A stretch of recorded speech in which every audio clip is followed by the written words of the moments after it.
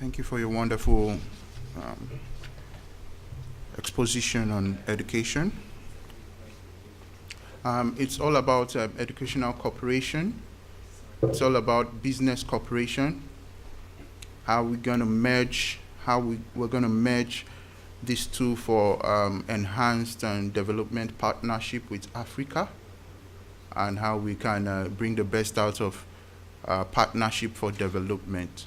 That's what this discourse is going to, it's the trajectory of this discourse this morning. So encourage you to put down your questions while we ask and engage the panel discussants on matters that relate to cultural diversity, development, and partnership.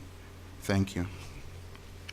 I'd just like to kickstart with one or two questions, and maybe from then on I'll get one or two feedbacks from the audience. I want it to be as interactive as possible as regards asking the questions. So we'll just take one or two questions that are written down here, and I will allow the audience to ask one or two questions. Development goals, sustainable development goals. It's a global approach to meeting the needs of addressing global challenges and meeting the needs of the most vulnerable populations in the world. It also addresses what you call issues of cultural identity, complexities of global citizenship, and all of that. Germany in relation to Africa is cardinal because Germany represents the center of Europe and drives leadership in Europe. How viable has been the coordination of the German business environment and the German education environment? I'm addressing this question to her using the instrument or the structure of the BDI. Have you seen German investments of education? Have you taken note of German investments in education in the African states, have you taken note of German inroads of educational institutions or investments in education from the perspective of the BDI? Is it only just business economic resources? Are you taking note of what you call very clear investment initiatives that the German state is making in investments in Africa? Thank you. Well, first of all, we would have to separate what the state does from what the companies do. Mm-hmm. They do cooperate. There are different projects from GIZ together with German companies, specifically on training and education. I don't know about any specific ones, but I spoke to a few companies that were really appreciating the effort of GIZ to help them, because finding skilled workers for German companies is often a big problem. They have difficulties finding highly educated staff. There are many Africans going to university, but there's still a huge gap between what the companies actually need and what the universities provide, or what the students that come out of university actually know. So there are even a few cooperations now between German universities and African universities. In Kenya, for example, with Mount Kenya University. And BDI is supporting those corporations by getting companies on board, contacting the companies, getting them on board, and then establishing the network. But as soon as the project actually starts, again, we're out. We're just the matchmaker. And when it comes to German investments in Africa, companies like Mercedes-Benz, Volkswagen, they all train and educate their staff on a regular basis. So for their staff, they're doing a lot. Okay. I'm streamlining to social investments that attend to particular issues, education, health. And recently in a country like Nigeria, why I'm particular about details is recently in a country like Nigeria, a German institution decided to build one of the largest surgical hospitals in one of the states. And I don't know whether you have information on that, because social investments are also key to the African diverse populace. And that's why I'm asking whether BDI has records of social investments which are also profitable and which are also economic, which could also give what you call render economic, which could also bring about profit. So, and that's why I'm saying, does BDI track such social investments that address what you call humanity's major issues? That is it. Well, probably we have a sister organization, or it's more like a Tochtergesellschaft, the German Healthcare Partnership, that is specifically focusing on improving healthcare in developing countries by bringing together private sector actors from Germany, companies from all sorts of hospital, engineering of hospitals, pharmaceuticals, consulting, construction, to really improve healthcare on the ground, especially in Africa and South America. They probably do have more information on what's actually happening. I have only knowledge of one company that built hospitals, and in Ghana, but they actually are struggling a lot because their bills didn't get paid, and now the Ghanaian state owes a lot of money to those hospital investors. So there are still issues, but it is definitely happening. I just don't have any numbers. Okay. To you, Mr. Conrad, how is brain gain beneficial to Africa? Okay. Can you? Yeah. Well, I just. You can go. Exactly.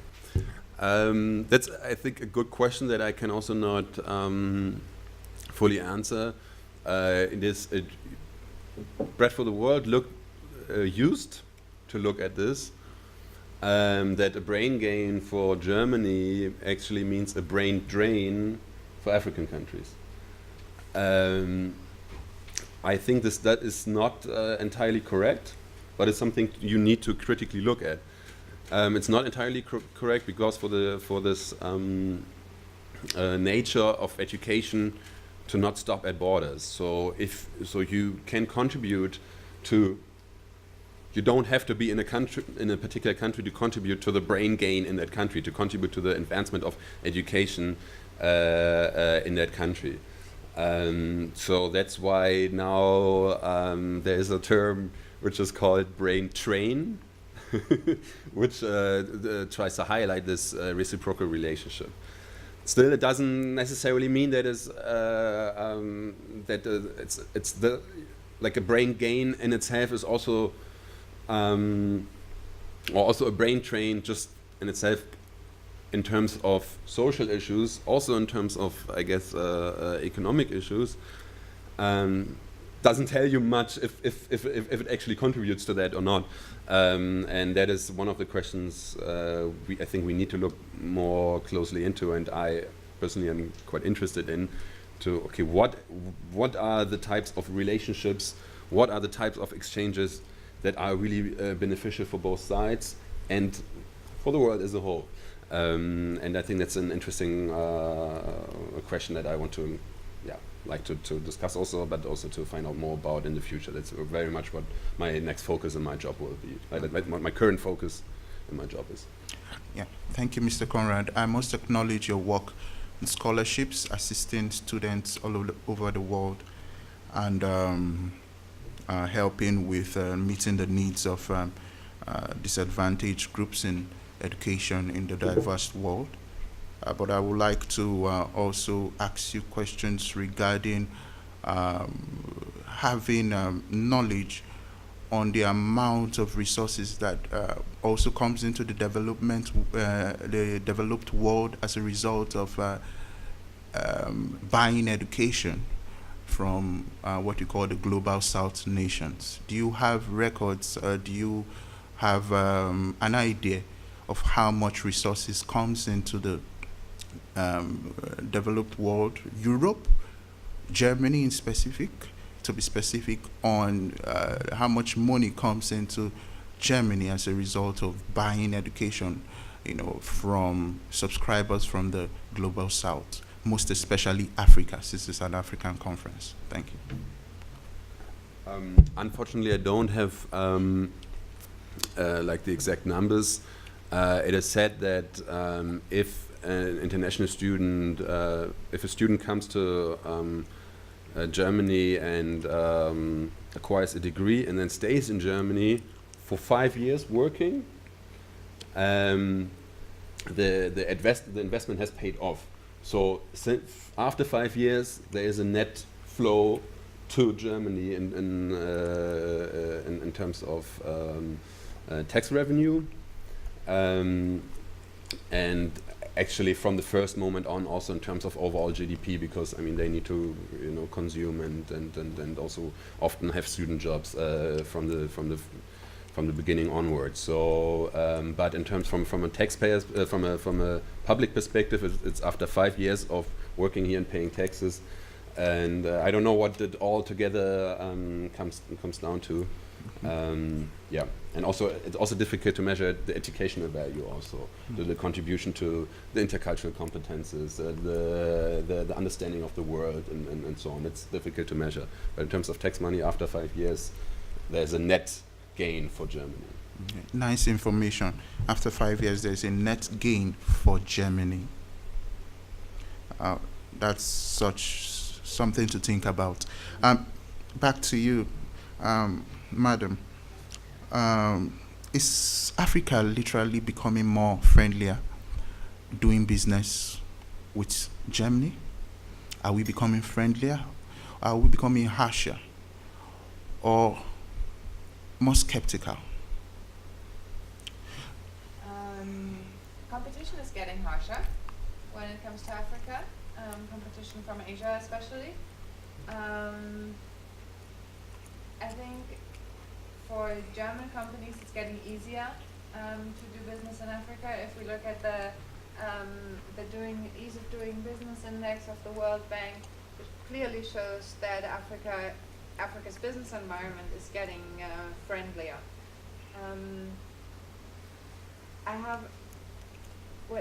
That's the numbers, and that's what's on paper. But I really think it depends on the specific experience of each company and in each country. So one country can be easy for one company and then difficult for the other because they have completely different people that they have to work with, completely different ministries, for example. So I think it's really hard to tell, but overall the development is positive. Okay. The ease of doing business indexes, it's at least it's measurable. African countries are becoming friendlier through that index, and that is commendable. But the other question I want to pose to you is, what are the other businesses and development opportunities that for Africa? What would you say are the main differences between the Chinese and the German foreign aid investment? That's what I want to say. The difference, well, I think what the Chinese come to Africa to do business, and to invest and also to secure influence. They know that some of their investments they will never get the money back. Let's say the railway in Kenya, it is ridiculously expensive, or it's gotten very, very expensive in the end.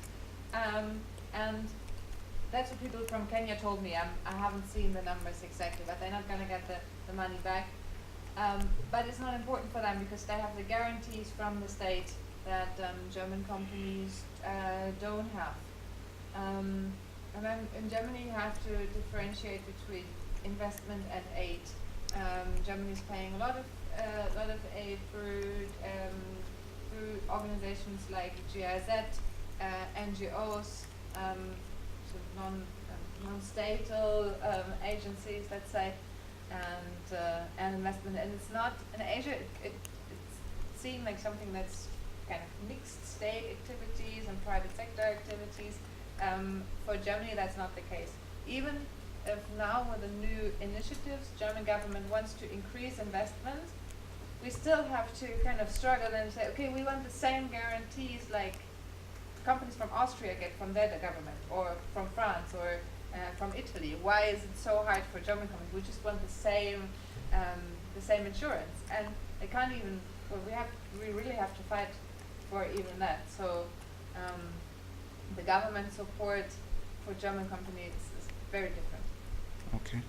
I'll just. Okay, you wanted to say something? Sorry. Yeah, because I'm also curious. That I also got the impression that for the reason that you mentioned that Chinese investment is much more intertwined. It's the public-private aspect is much more intertwined than with a German investment. That on this that you have German aid and that. I mean, I heard voices from different African societies saying, okay, at least they don't want to change our values, you know, they just want to make business, and that is somehow a much more, I say that, like, much more an eye-level approach than to say, like, okay, now, but in order to get our aid, you need to change the government, and you need to improve gender relations, and you need to blah, blah, blah, blah, blah. Which I think are important issues, don't get me wrong, but that's how I understood how Africans make a differentiate between Chinese investment and Western investment, at least in terms of aid. I mean, is it also something that applies to the? I guess it does not apply in the same way to the business investments. No. And I would like also to ask you or other voices here if they also have this impression, if they favor actually Chinese support over Western support, something I find interesting. All right. At this point in time, I'll give to the audience the opportunity to ask one or two questions or to make comments before we get back to other questions. Yes. Yes. She's okay. Yeah. Please, just to, yeah. Thank you. Yes. So there are some questions I have to raise Mm-hmm. to you, the lady, and you as well. Okay. So you just mentioned Kenya. I'm from Kenya. Argentina. So you have partnered with Mount Kenya University. Well, German University has partnered with Mount Kenya University, and we are supporting the project by communicating the project into our network to get German companies on board. So we're not directly, we're just partner of the project, it's not our project. Okay, yeah, but I think that sometimes why your projects may not really succeed in our country is that, for instance, education-wise, there are bigger universities who hold more students. Mm-hmm. For example, Kenyatta University, Nairobi University, who hold really large population, a very large population of students. Mhm. So if maybe you partnered with the German university, if they partnered with students from those very big universities, then you'll be able to capture more youth and influence more youth.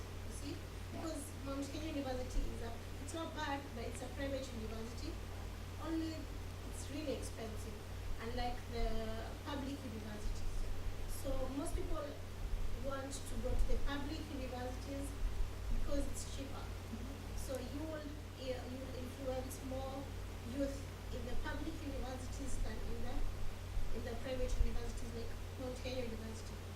Yeah. So that is my advice to you. Okay. And also, you said you talked about the railway. The railway. Yes, we're building a railway line in my country, in Kenya, and I think yes, it's very expensive. Yes, but then I think that also when you give your investment to these companies that build the railway, you need to give guidelines. You need to give them goals, because we are known for being a bit spendthrift and we may have really high budget, but then you need to give specific timelines. You need to give, you need to tell them that here, this is the amount we give you for, and you must see the progress, you must see the results. So I think it's important that even though you give your investment, you also expect results, right? Because it's taken too long. The railway has taken too long, and while the investors maybe are getting impatient, and of course you will not get your money back. So I think that you need to really emphasize on the results, so that we as Kenyans may be able to use the money we get, what we ask for, what we loan. We may be able to be more responsible, and use the money well, right? And also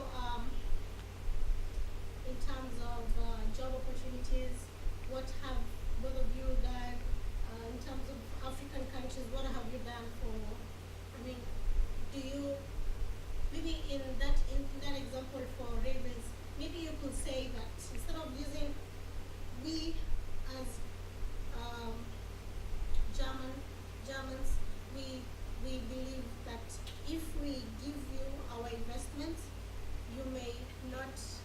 I don't know. It's a bit unfair, but I think you may say that we do not want to partner with the Chinese, because that is foreign labor, and Kenyans are so jobless. The youth have no money, so you could say that our investment must be used with the Kenyan labor, right?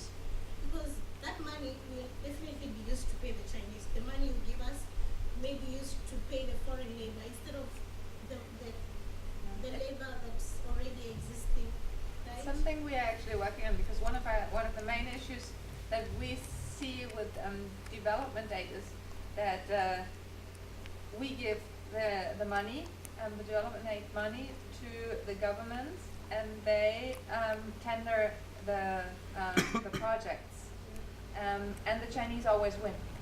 So we basically pay the Chinese companies to do the work. That's guidelines, that's international guidelines that we are sticking to, but other countries like China, like the USA, like France, they don't do it. So we are kind of the only ones, and we're really talking to the government, to the German government, to create a level playing field for German companies there, because I think German companies, just as you said, they are actually working with Africans, because German labor is just way too expensive to bring to Africa. If you have people there, so they bring like a few engineers, and then trying to work with as many as possible Africans to do those kind of infrastructure or energy projects, for example.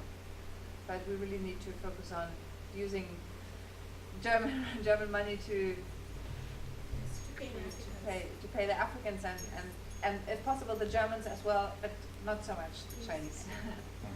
Okay, and the last, if I may, that's, I pose this question to you. Your country is very rich, but your poverty rate is equally high. So how do you deal with that? That's the contradictions of what you call development.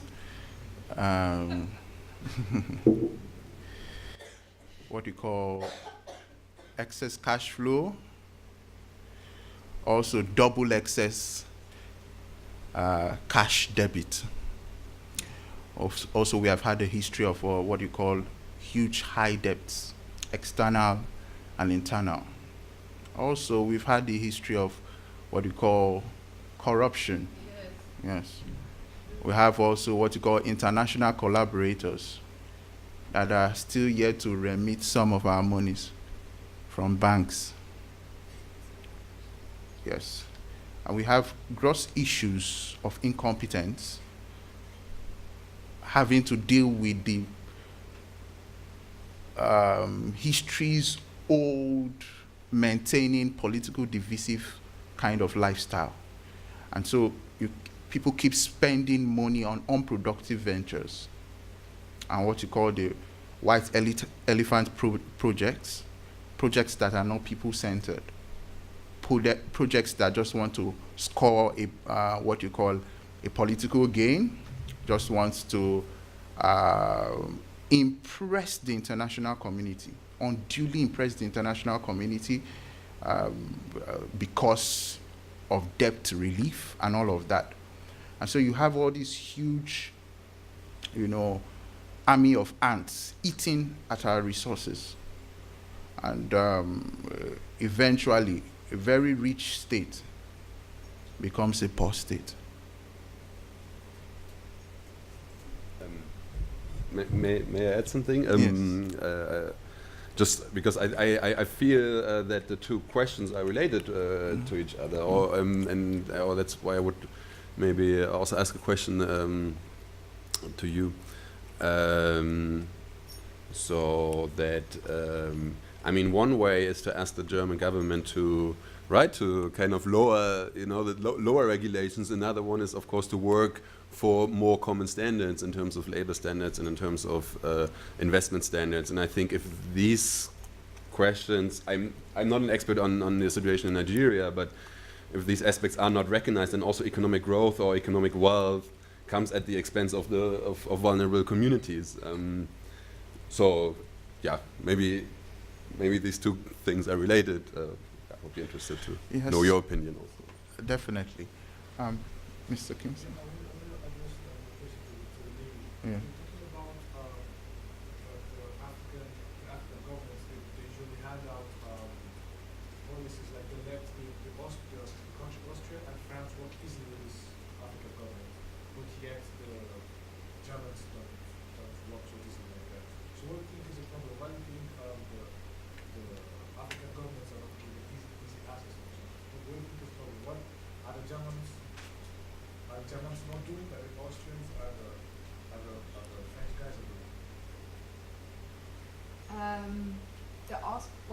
When I was talking with Austria earlier, was what guarantees that they give to their companies when they do business in Africa, so that the companies can insure their business with a public insurance, not a private insurance.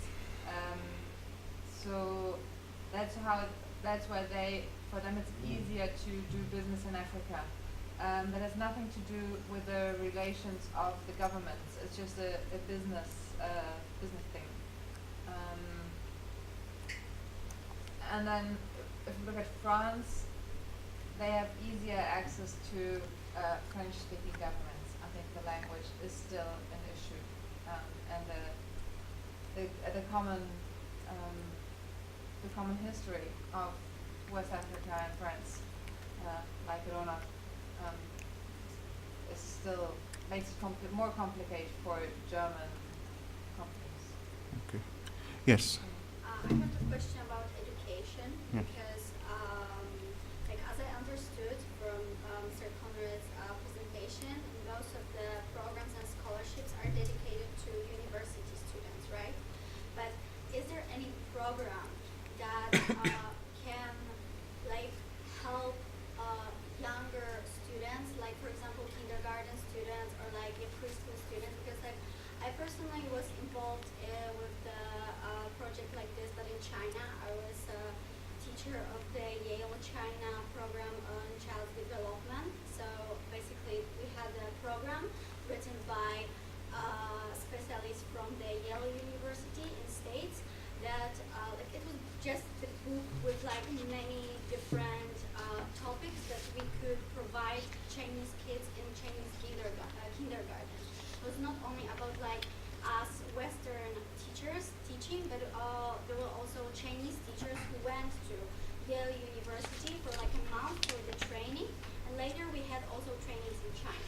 So because like mostly what the Yale University wanted to show that it's not only about like the adults who needs to like learn, but you need to start from like early beginning, from like when kids are like 3-4 years old, when they gain more knowledge, because they are like like a sponge, like they gain a lot of knowledge that later when the Chinese students are older, it's really hard for them to gain.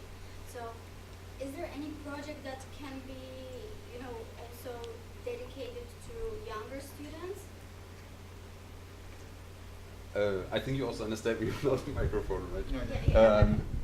Okay, no, all right, okay. Thank you. Yes, there are, and actually at Bread for the World, there's the majority of funds go into vocational training, which is not higher education, but also the funding of high schools and also primary schools. I'm not sure about like what is in German called frühkindliche Erziehung, so like as you know, 3 years, 4 years, and I'm not sure if I believe there are. Bread for the World is also a big organization, and my field of expertise is in higher education. So I cannot give you numbers, but or also names. But there are definitely projects on primary education and secondary educations and programs. I think it's curious. I would try to find out if there's also something on this on 3-4 year olds, because I agree with you. That's where it's that's the most added value actually at that age. I agree. And I think it like more like useful, I would say, would be not like put teachers from Europe, let's say, to Africa, but more to train the African teachers how to teach. Because this is what with my program, it was like, of course we had like teachers like me who were like from Western countries, but it was mostly, as I said, also about teaching Chinese teachers how to teach, how to share their knowledge, let's say, better. Yeah. So I think that would be also like really useful for people in Africa.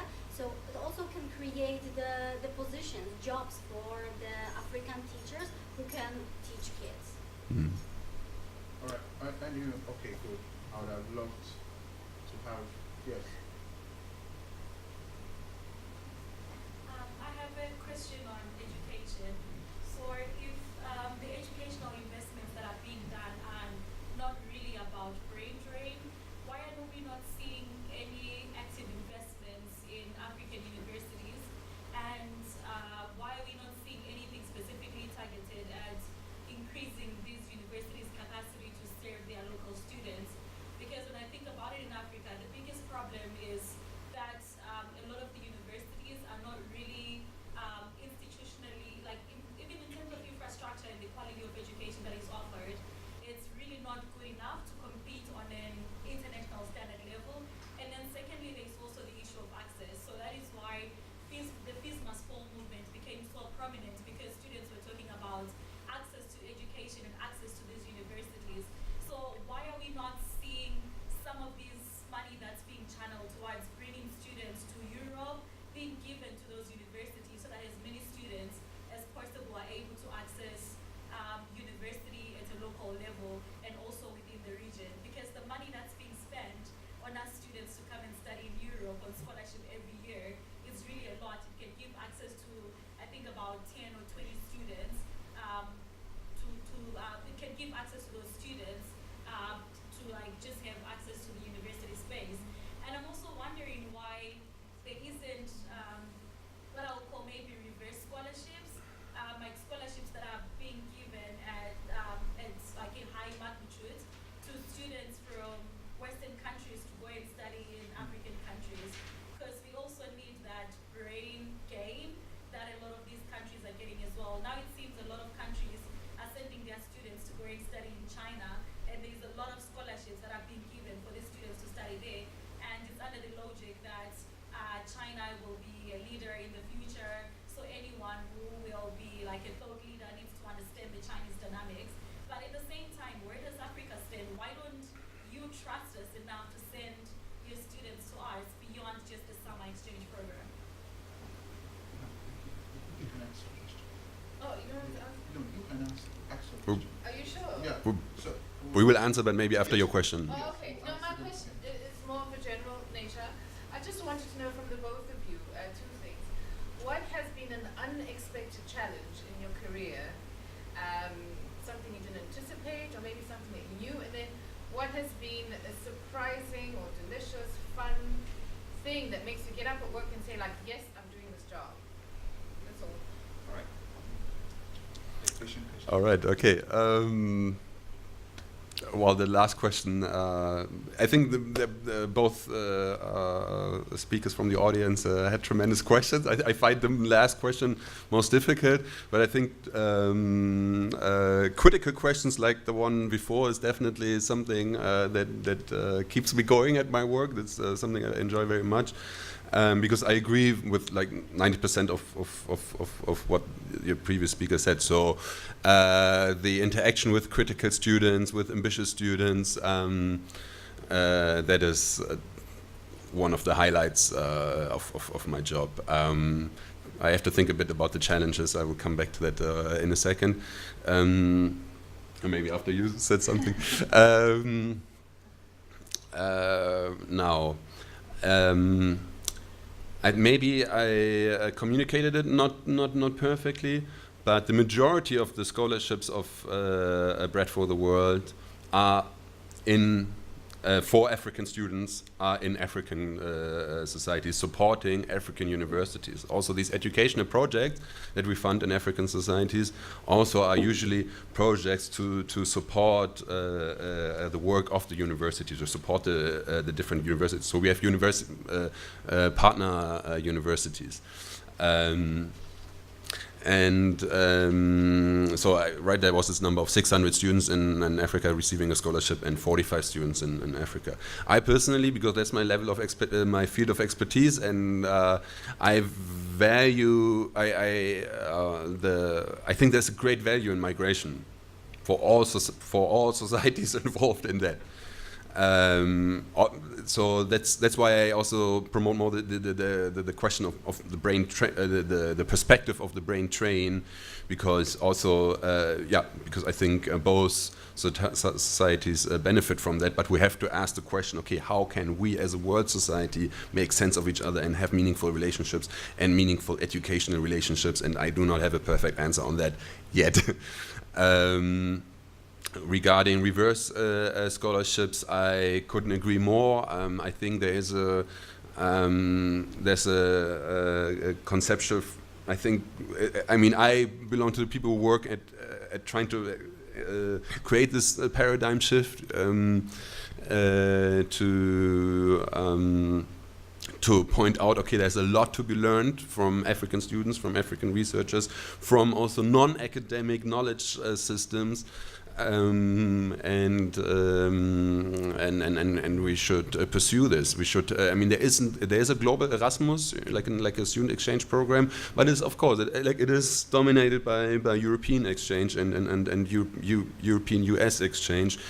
We need to expand that much more, and very much including African societies. I agree, and I think it's there's a I say the word like a neo-colonial mindset, right? That African students have less to offer, and that is also why I support this network study and transform, which is in Germany, which is about education migration, and which is dealing a lot with the experience of students from the global south at German universities as considered like less academic, less qualified, and so on, not taken seriously, being excluded from learning groups, being graded, having lower grades from teachers.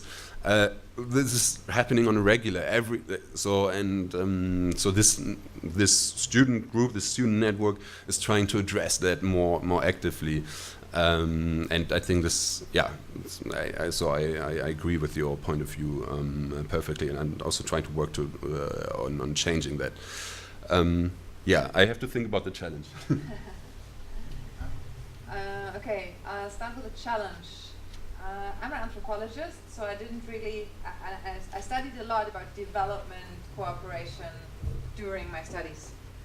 And then I went to a business association. I've been working there 4 years before I quit and started at the Federation of German Industries, where the first time now I'm responsible for a development cooperation project. And the big challenge that I thought I knew what it meant, but actually I didn't, is getting all the different actors, all the different mentalities together, like the different interests. I personally have a huge issue with donor mentality and kind of receiver mentality that I'm faced with every day now. So it's frustrating. I hate it. I still love it. I wouldn't do anything else. Sometimes I'm like, oh my god, I can't do this anymore. And then the next day I realize why I do it is this incredible people that I meet, especially young, innovative people from Africa that really make me change my mind about so many things and see new perspectives almost every day that I wouldn't have if I wouldn't be working in this context. So yeah, that's why I get up in the morning. Okay, thank you very much for your questions and answers. But I would just like to end with this last question. I'd just like to some 1 or 2 sentences. In your own perspective, given your different special areas of development interest, is Africa and the wonderful people in it, are we worth dying for? Are we worth dying for? Are we worth any investment? Are we worth giving it all for? Is Africa worth your global resources? Is Africa worth your global energy? Is Africa worth your global investment? Yes. Is it worth it? Yes. Is Africa worth it? Yes. I'd like you to answer. Yes. Yeah, it's what was it? Cradle of mankind, right? Yes, it's worth it a lot. I have to agree, and I couldn't even say why. I just know. Like, a friend of mine said, Africa is like, if you're going to Africa and Africa is in your heart, you can never get rid of it. No matter, she grew up in Namibia, and she went to the UK, and she said, okay, no, she has to go back because that's just where she belongs. So we could start discussing, but no, we can't discuss. It's just, yes, it's worth it. Okay. I just made you guys look like Africans. Thank you very much. Put your hands together for the panelists. Thank you.